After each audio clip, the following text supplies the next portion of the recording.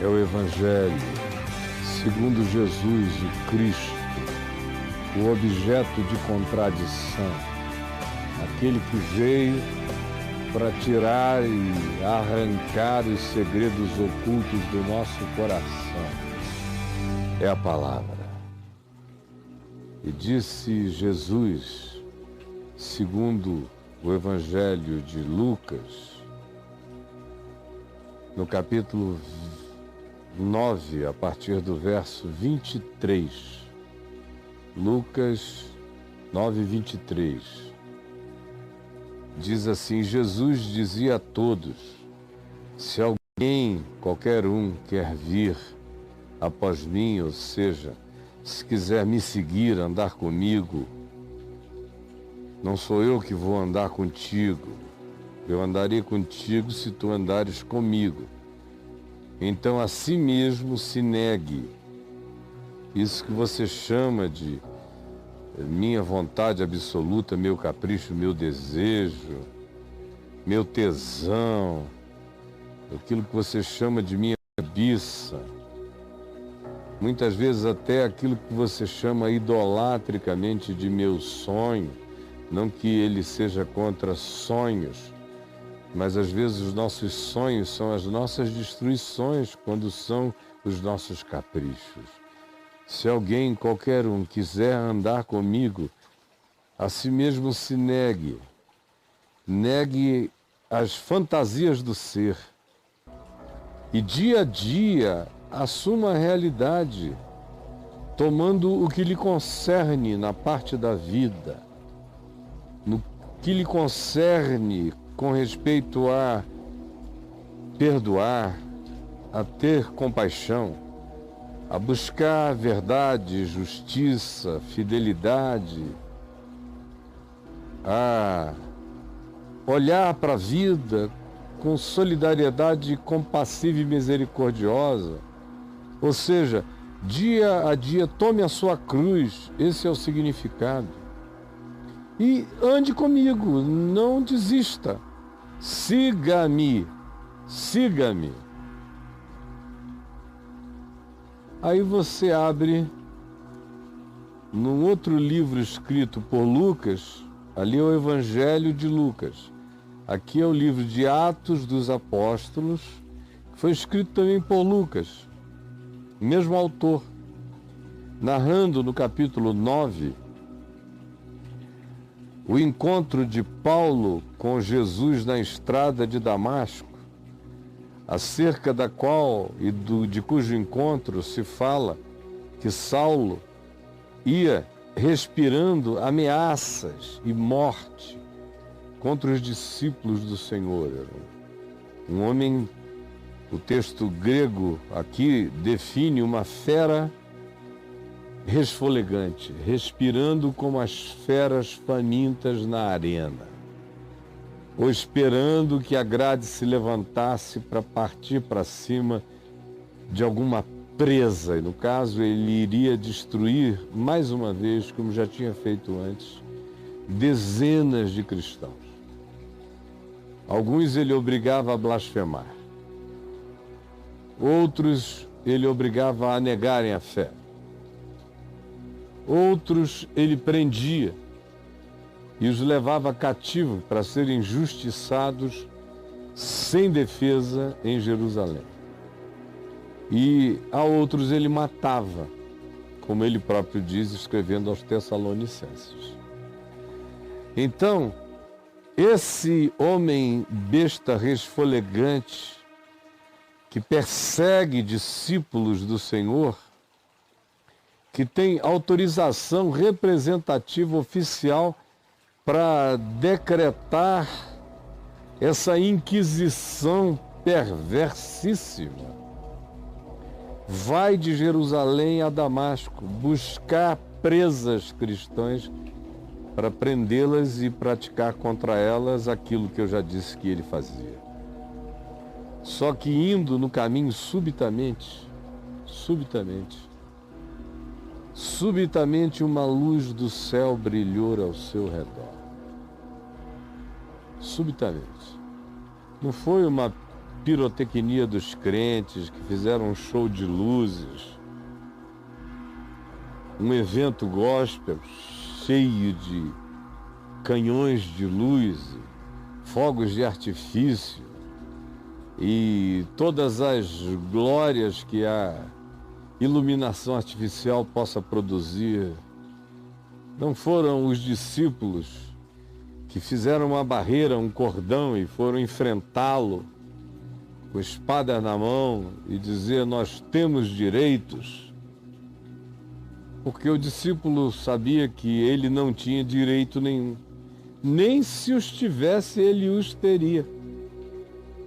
Nem que a legislação os protegesse, eles sabiam que eles viviam sob risco de morte sempre. Porque a obediência ao reino de Deus, naquelas circunstâncias, não era essa brincadeira de perseguir quem a gente não gosta, do nosso pseudo-regime democrático, que não consegue nem separar o Estado da igreja, e que, ao contrário, dia a dia dá mais poder à igreja para que ela dê, como um falso profeta em Apocalipse 13, a sua bênção à besta que nos governa. Apocalipse 13. Hoje, eu digo, tanto quanto disse muitas vezes durante o governo militar, nos anos 70 e 80, quando a igreja fazia a mesma coisa, durante os anos 90 e toda a minha vida, de modo que não tenho preferências, é um princípio que eu vejo recorrentemente acontecer. E aqui estão eles, autorizando Paulo a perseguir para além da lei aqueles que crescem em Jesus. Hoje há um limite aqui no ocidente da terra, não dá para sair torturando, prendendo,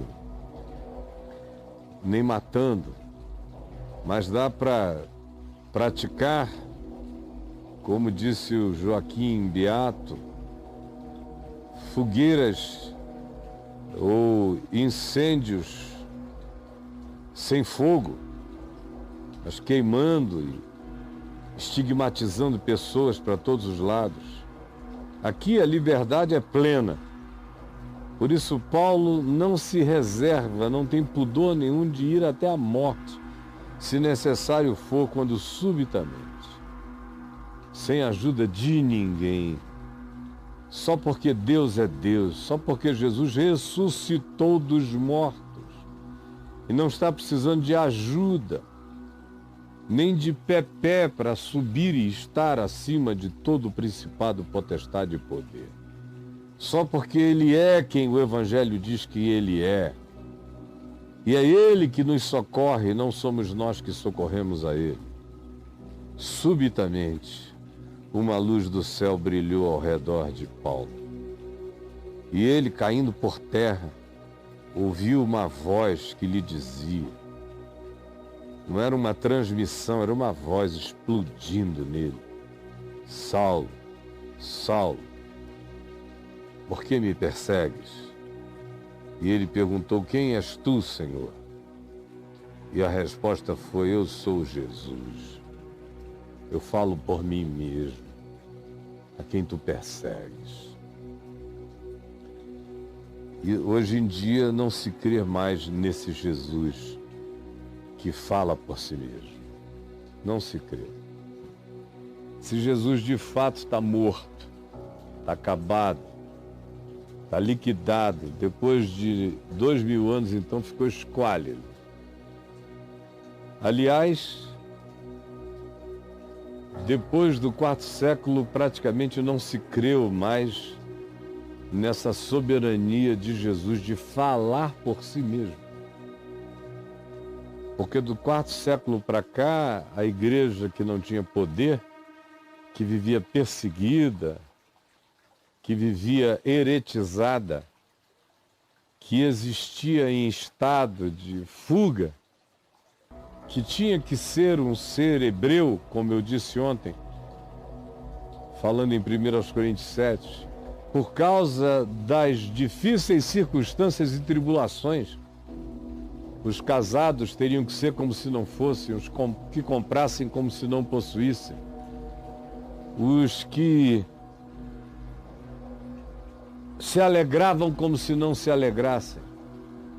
E os que possuíam e faziam negócios nesse mundo como se nada lhes pertencesse, porque a aparência do mundo passa. Era assim que eles viviam. Até o quarto século foi muito assim. Aí veio Constantino e disse: daqui para frente, no more. E aí criou o cristianismo, como eu já tenho dito milhões de vezes. Criou o cristianismo e deu privilégios. E cada novo regime deu privilégios ao cristianismo. Menos o regime soviético, durante aqueles anos, mas quando o regime começou a acabar, a primeira coisa que o regime fez foi dar de novo privilégios à igreja oficial.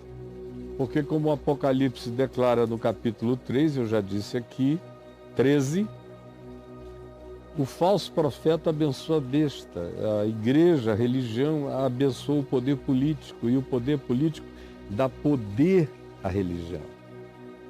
Esse é o dilema o tempo todo. Quem quiser entender um pouquinho de história e das relações entre religião e Estado, seja ele de que natureza seja, ou entre o cacique e o pajé numa tribo, vai ter que saber que esse é um arquétipo que perdura pela história humana. Entre nós também. Mas, depois de Constantino é que a igreja começou a dizer: Jesus não precisa falar por si mesmo, nós falamos por ele. Nós falamos por ele. Primeiro era o imperador, depois era o monarca local, depois era um principado germânico, francês, depois era a monarquia inglesa, depois, fosse qual fosse o sistema, o regime que se instaurasse, se criaria uma teologia para justificar a relação da igreja com o Estado, do Estado com a igreja, do falso profeta com a besta maior, da besta que emerge do mar com a besta que emerge da terra, o falso profeta, a religião. Apocalipse 13 pela terceira vez. Aí vem a democracia. Aí a democracia valida a escolha, Vox Populi não é mais Vox Dei, quer dizer, Vox Populi passa a ser Vox Dei. O que se deixou para trás foi a voz de Deus, não é a voz do rei. A voz do rei não é mais a voz de Deus. E aí, com a democracia, se institui a vontade do povo é a vontade de Deus. Mas a perspectiva republicana separa poderes. Então, faz o que Jesus disse que deveria ser feito quando perguntaram a ele apresentando uma moeda. Devemos ou não devemos pagar tributo a César? Ele perguntou: de quem é essa cara aqui na moeda? E eles disseram: de César. Ele disse: então dai para o dono da cara o que é dele e dai a Deus o que é de Deus. E separou, na essência, Estado do que quer que seja divino e transcendente. Agora, como a igreja não é mais divina, não é uma instituição divina de composição humana, passou a ser apenas uma instituição humana, de acordos com qualquer que seja a forma de poder terreno, e se separou da soberania de Deus, então tanto faz, a república pode separar. O Estado passa a ser o Estado, a igreja é a igreja. Não tem mais que haver essa mistura. Mas a democracia gera essa união outra vez, porque interessa ao Estado ou ao regime por ele representado que o maior número de pessoas escolham aquele governo. Aí, por isso, mesmo que a Constituição separe a igreja do Estado, na República, todavia, O Estado precisa dos votos da igreja, ou do poder da igreja. E a igreja, na democracia, quer o benefício do Estado. Então não adianta o que a Constituição diz. O sistema político determina esse recasamento entre as duas bestas do Apocalipse, no capítulo 13. E essa é uma recorrência desse mesmo arquétipo, deste mesmo modal de perversão que está na história. A gente vê em todas as histórias, desde o Antigo Egito, mas na história do Ocidente cristão, a gente vê isso numa recorrência, com pequenas intercorrências, mas a recorrência é, de fato, a regra. E esse Cristo, que para Paulo, na estrada de Damasco, não existe mais, a igreja sentou na cabeça dele. Porque com o Estado ou o regime dependendo dos votos da igreja e a igreja crescendo como instituição que fala em nome de Deus e de Cristo, o regime fica revendo da igreja, enquanto a igreja abençoa o regime e se corrompe. Porque o regime detém e determina o conteúdo a ser seguido. E a igreja segue aquele conteúdo para receber o oferimento e as bênçãos do regime, os privilégios do regime, os poderes do regime. E aí, essas bestas se retroalimentam e a história fica bem na nossa cara há 1.700 anos, mostrando a mesma recorrência, mas cada nova geração nasce cega e não crê no Jesus que fala por si mesmo. Não crê. São os crentes que falam por Jesus, fazem pressão nos governos, nas autoridades, enquanto Jesus se nega a participar e diz: o meu reino não é deste mundo. Enquanto Jesus nunca pediu a ajuda de ninguém para defendê-lo. Ele diz: eu estarei convosco. Ele não diz: por favor, estejais comigo. Estarei convosco todos os dias. O poder que vocês vão usar é o meu, é o poder do Espírito Santo. Não é poder político. É o poder do Espírito Santo. É o poder de sinais, prodígios, maravilhas, graça. Não é o poder do dinheiro, é o poder do amor, da compaixão, da misericórdia. É o meu poder. Que não fiz conchavo com ninguém, é o meu poder. É o Jesus que fala, é o Jesus que diz: se alguém quiser vir após mim, negue-se a si mesmo, tome a sua cruz e siga-me. É o mesmo que encontra Paulo na estrada de Damasco e diz: por que me persegues? Luz do céu, cenário humano nenhum, crente nenhum nas redondezas. Paulo é a sua comitiva, e a luz e a voz. E a luz e a voz. Por que tu me persegues? Esse Deus que interpela, esse Deus que não precisa de interpelações humanas, que não precisa de ajudas nem de defensores, nem de promotores de justiça do reino de Deus, nem do Evangelho. Ele é o Rei dos Reis, é o Senhor dos Senhores. Ele é o Senhor da glória. É Ele quem dá sonhos à mulher de Pilatos. É Ele quem enlouquece a Nabucodonosor. É Ele quem ordena a Ciro que faça o que estava escrito a seu respeito 100 anos antes de ele nascer. Em Isaías, no capítulo 45. É Ele que ordena a César Augusto que faça um recenseamento que leve uma virgem de uma cidade para outra para se cumprir uma profecia esquecida no livro de Miqueias. É ele que, sem a ajuda de crentes, traz magos do Ocidente, discípulos de Zoroastro, para virem até a manjedoura adorá-lo sem intervenção humana. É ele que diz: Saulo, Saulo, eu te conheço todo. Por que tu me persegues? Qual é a tua? Olha para o teu coração e responde. Responde que tu és apaixonado por mim. Responde que a minha perturbação em ti quer se transformar em adoração e tu não queres, por isso tu enlouqueceste. Responde que a fascinação que eu exerço sobre ti é tão grande que tu decidiste seres um opositor de qualquer coisa que a mim diga respeito, porque tu não aguentas o poder da sedução do meu amor. Porque tu me persegues.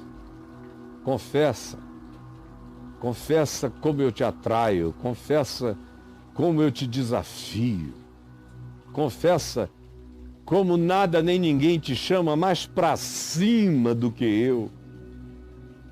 Confessa como os meus tesouros impalpáveis e intangíveis são as grandes ambições da tua alma, embora tu não queiras admitir. Confessa que uma palavra, ou duas, ou algumas poucas, ou algumas frases, ou alguns exemplos que tu vistes, praticados por pessoas ligadas a mim, geraram em ti uma angústia de seguidor que recalcitra contra os aguilhões. Confessa. Então Paulo pergunta: quem és tu, Senhor? Senhor,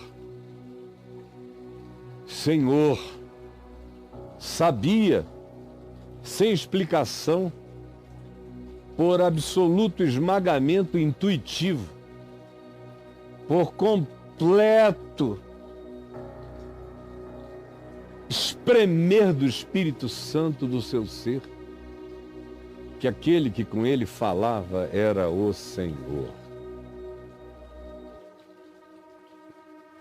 Então se lhe respondeu: eu sou Jesus.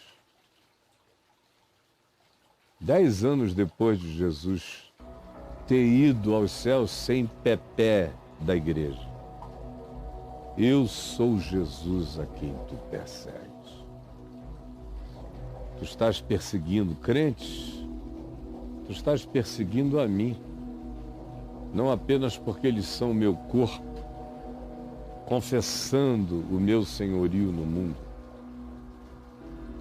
não somente porque, sendo meu corpo, são também obedientes a mim, e é o que eu ensino, mas também porque o que tu vês de amor, bondade, verdade, justiça, solidariedade, como no caso do teu primo Barnabé,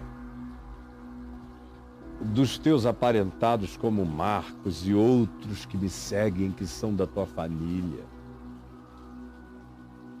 angustiados pelas mudanças e pela hora em que chegar a vez deles serem massacrados por ti, porque eles já me seguem antes de ti. Eu te conheço, Saulo. Eu sei de onde tu vens, eu sei das tuas dúvidas, eu sei das tuas angústias. Eu sei que tu me persegues porque tu não tiveste coragem de me seguir, de deixar esse si mesmo, essa vaidade judaica de ser da tribo de Benjamim, de ser fariseu de fariseus, de ser mais inteligente na exegese, na hermenêutica e no conhecimento paralelo da teologia e da academia judaica do que todos os outros jovens da tua geração.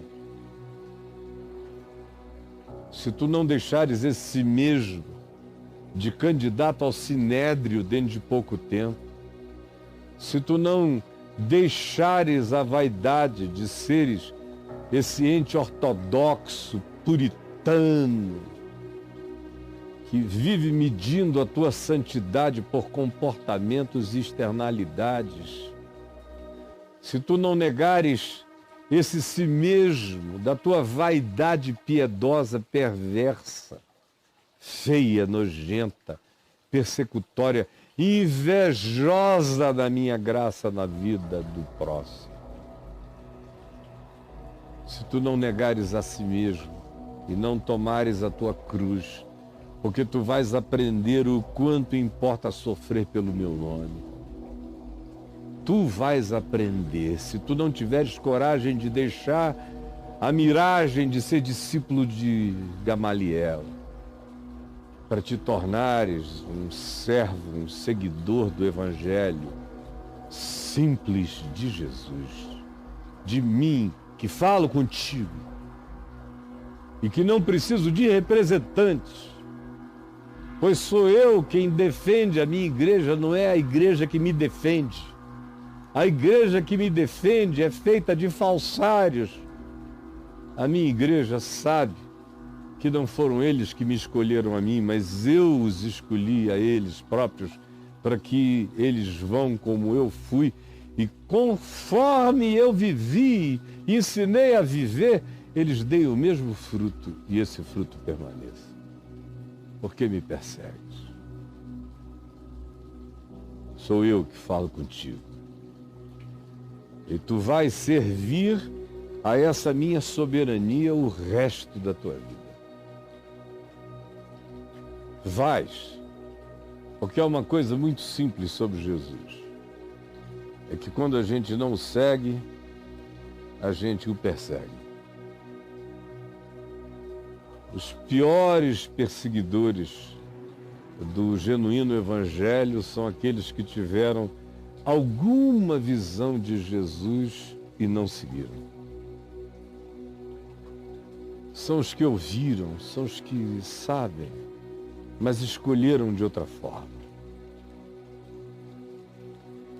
Eu conheço milhares e milhares que sabem, que ouviram, que entenderam, mas escolheram de outra forma. Esses são os maiores perseguidores do Evangelho, da palavra do Evangelho. Esses vão atrás de ti com ódio. Eles querem te calar, eles querem te silenciar. Eles mentem a teu respeito, eles inventam, eles infamam. Porque eles são fascinados. Fascinados. Fascinados pelo que você é, fascinados pelo que você carrega, fascinados pela alegria da tua fé, fascinados pela irrecuabilidade das tuas resiliências do Evangelho, fascinados pela tua sabedoria, pela tua inteligência, fascinados pelo poder da ressurreição em ti. São tão fascinados que passam a te perseguir. Assim como Paulo perseguia os cristãos, fascinado pela vida de alguns, como de Estevão, ou a vida de Barnabé, que era primo dele, ou de João Marcos, ou de uma quantidade de outros, sobre os quais ele fala aqui em Romanos, no capítulo 16, dos parentes dele, parentes consanguíneos que estavam em Cristo antes dele, que se converteram ao Evangelho, estavam na lista negra.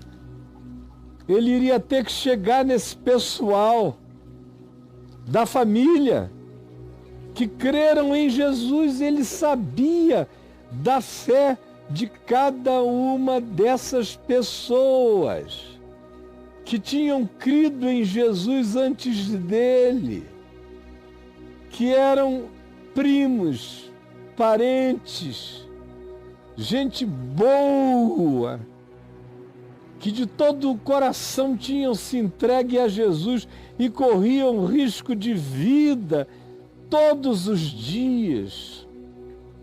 Gente extraordinária, notáveis apóstolos em Cristo e que estavam em Cristo antes de mim. Gente que era amiga dele de antes. Gente que ele conhecia muito bem, que ele podia dar testemunho do caráter. E que eram parentes dele. E que já estavam em Jesus, obedecendo a fé, antes dele, Paulo, ter esse encontro com o Jesus que fala por si mesmo. Aqui na estrada de Damasco.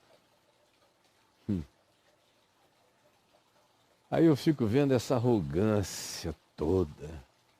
Gente, é porque a ignorância toma conta da mente. E basta o indivíduo ir ali citar um versículo bíblico fora de texto, de contexto, atrofiando tudo, e você, numa ignorância absoluta, engole tudo que é tipo de loucura.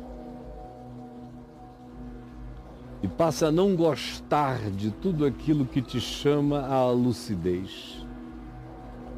Passa a odiar a luz. E eu peço ao Senhor Jesus que hoje haja a subteza de uma luz do céu sobre ti. Pá! Você que acha que está aí para defender Jesus no mundo, para combater com ódios que falam mal do nome de Jesus, mesmo que não seja só o nome, você não sabe de nada, então aonde esse nome aparecer, parece que é de Jesus que você está falando. Aí você vai se tornando, em nome de Jesus, esse Paulo invertido. É perseguidor de outros crentes, ou perseguidor de ateus, ou perseguidor de comediantes, ou perseguidor de gays, ou perseguidor de qualquer pessoa diferente no gênero sexual, perseguidor daquele que não pensa politicamente como o seu grupo religioso, perseguidor, perverso. Vira um Paulo, uma besta, esfolegante, respirando ameaça. Mas eu sei que chegou a hora de muitos que chegaram aqui cheios de raiva, de ódio, que vão ver essa mensagem porque alguém implorou, porque não tiveram alternativa.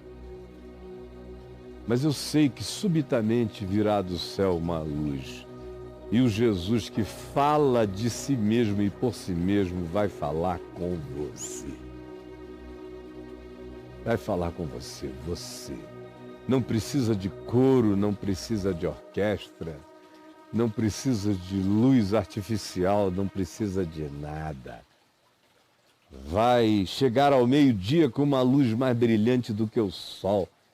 Vai tirar graça diante das estrelas e fazer você ficar ofuscado pela grandeza da revelação, e vai falar contigo, ele contigo no teu coração. Que é isso? Que paixão é essa? Por que tu não te entregas logo? Ao invés de saíres odiando aquilo que te fascina. Sou eu, Jesus, que falo contigo. Estou vivo e não preciso que ninguém remova a pedra da tumba para me ajudar a sair. Não preciso de José de Arimateia nem de Nicodemos para não deixarem que eu fosse enterrado como um indigente. Eu poderia ter sido enterrado como indigente, que eu ressuscitaria de entre os mortos sem pó nenhum na face. Glorioso. Não preciso da ajuda de homem nenhum. Eu sou aquele que só não intervém mais na história porque vocês se metem na história contra mim.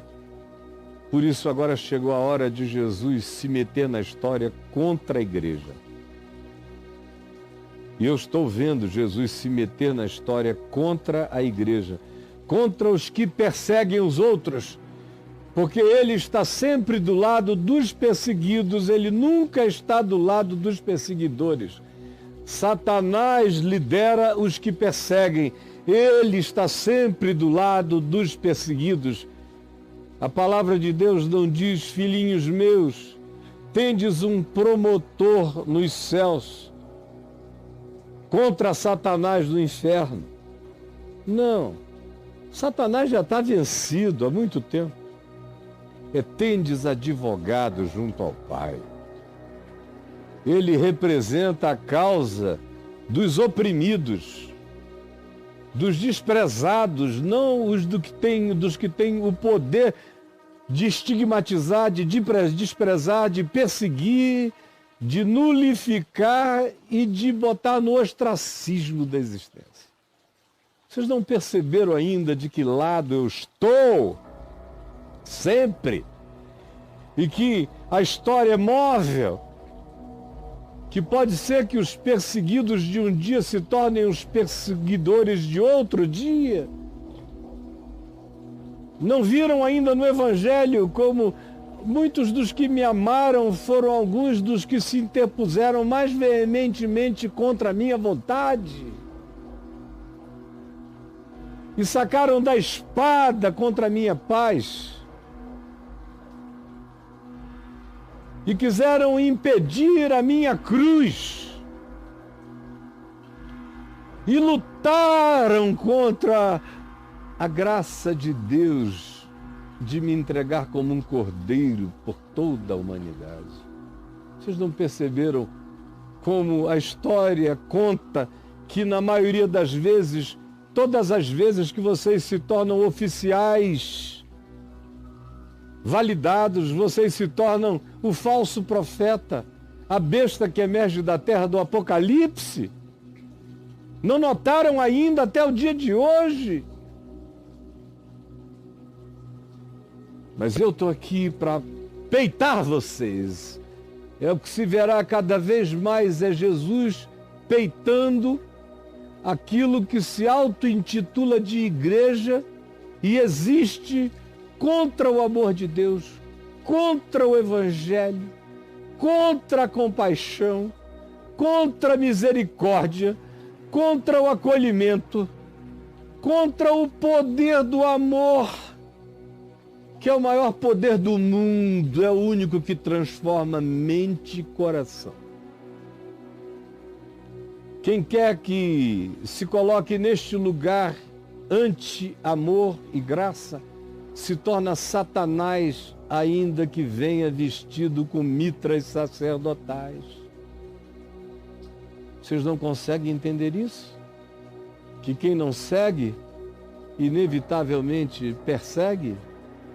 E tanto mais quanto tenha sabido o que é seguir, mais veementemente persecutório se tornará? Senhor Jesus, ilumina mente e coração, subitamente com essa luz da tua soberania, porque tu falas por ti mesmo e não precisas que ninguém te defenda no mundo. Teu Espírito fala. Tu não precisas de séquitos auxiliares. Tu vens do nada, sozinho, ao meio-dia. Paras qualquer parada, aonde quer que tu queiras, não importa a quantidade de marchantes. Tu tens o poder de parar qualquer parada. Tu falas por ti mesmo. Ruges por ti mesmo a tua palavra. E eu te peço nesses dias invertidos, que tu rujas a tua palavra sobre esses segmentos religiosos, político-religiosos, interesseiros, perversos e vendidos, para que eles temam e tremam. Realiza a tua obra, solta os teus anjos sobre o império da mentira. É o que eu te peço, em nome de Jesus. Amém.